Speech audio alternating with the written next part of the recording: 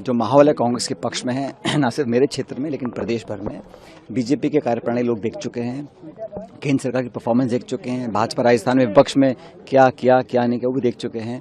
जो बिखराव है और जो एक सत्ता में आने की जो वो ललायत है वो जनता देख रही है। तो मुझे लगता है कि अच्छे बहुमत के साथ सरकार कांग्रेस पार्टी की बनेगी राजस्थान में। पायलट साहब, चूंकि ईडी का भी प्रवेश हो चुका है, चुनाव के दौरान काफी कार्रवाई हो रही है, बीजेपी कह रही है कि यदि भ्रष्टाचार नहीं है तो डरने की बात नहीं है, लेकिन आपके नेता कह रहे हैं कि ये सब कार्रवाई जो है चुनाव के मतदान से ठीक पहले क्यों याद आई है? 5 साल से किसी ने कोई कार्रवाई करी नहीं और इन एजेंसीज का दुरुपयोग हो रहा है, ये मैं नहीं कह रहा हूँ, पूरा देश कह रहा है और जानता है। बहरहाल वो केंद्र सरकार में है, वो कर सकते हैं, लेकिन मुझे लगता है पब्लिक इस बात को जान रही है कि जो चुनाव की हार की डर की वजह से इस प्रकार एजेंसी का दुरुपयोग हो रहा है।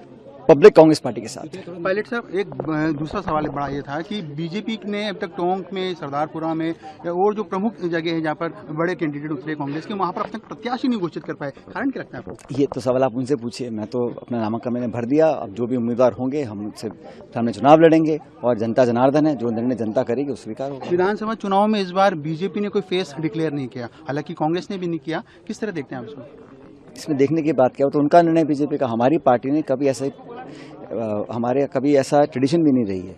हर स्टेट में हम मिलकर चुनाव लड़ते हैं, चाहे वो कर्नाटक हो, राजस्थान हो, मध्य प्रदेश हो, और जीतने के बाद विधायक सब बैठते हैं, जीते हुए विधायक बहुमत के साथ फिर नेतृत्व दिल्ली का तय करता है कि किसको आगे करना है। पायलट साहब, अभी आपने कहा कि बीजेपी में काफी फूट है, अलग अलग धड़े बने हुए हैं, लेकिन सियासी चर्चों में ये भी चलता है कि अशोक गहलोत और सचिन पायलट जो है उनके बीच में मतभेद खत्म हो गया, लेकिन मनभेद अभी भी है। ये पता नहीं आप कैसे कह सकते हो, आपने किसके मन में झांक के देख लिया। हम तो मिलकर काम कर रहे हैं, पार्टी के लिए काम कर रहे हैं। हमारा सामूहिक ऑब्जेक्टिव यही है कि कैसे पार्टी को दोबारा बहुमत में लेकर आएँ। जो हमारी पिछली बार हार हुई थी, जो हम 21 पे रह गए थे, कभी 50 पे रह जाते हैं, उस पार्टी को तोड़ने के लिए मिलकर हम लोग काम करेंगे तभी संभव होगा ना। और ये जो है भारतीय जनता पार्टी के साथी जो बोलते हैं, तो उनको तो ये बोलना चाहिए हमारा 5 साल के लिए राजस्थान के लिए विजन है। वो तो सिर्फ धार्मिक मुद्दे, जज्बाती मुद्दों को लेकर सामने आते हैं।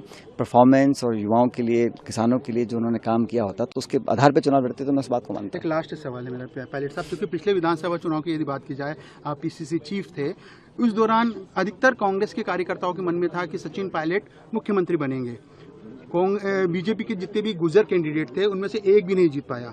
वापस से चुनाव 5 साल बाद हो रहा है। आपको जानकारी है कि प्रदेश में हर समाज के लोग रहते हैं, हर जाति के लोग रहते हैं, बिरादरी के 8 करोड़ लोग रहते हैं। यहाँ किसी एक कास्ट, एक धर्म, एक जाति समुदाय की बात करना मैं समझता हूँ गलत है।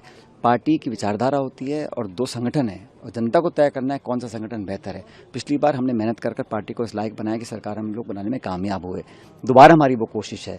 तो बीजेपी के तो आरोप लगाते रहेंगे, तो आप वो भाषा क्यों बोल रहे हो? आपको तो बोलना चाहिए कि 3 तारीख को परिणाम क्या आएगा, और मैं दावे से कह रहा हूँ कि परिणाम कांग्रेस के पक्ष में आएगा। लेकिन मैं पायलट साहब, मेरा सवाल अधूरा रह गया, पूरा नहीं करने दिया आपने।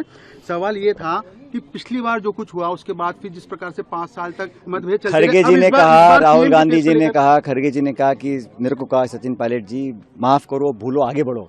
तो हम सब आगे बढ़ चुके हैं, आप अभी पीछे खड़े हो लग रहा है मेरे को। आप भी आगे की तरफ देखो, क्योंकि जो भी निर्णय लेना है वो सही समय पे पार्टी लेगी। पहले हम बहुमत लेकर आए, जीत जाएं, उसके बाद किसको क्या जिम्मेदारी देनी पार्टी का काम है। Thank you.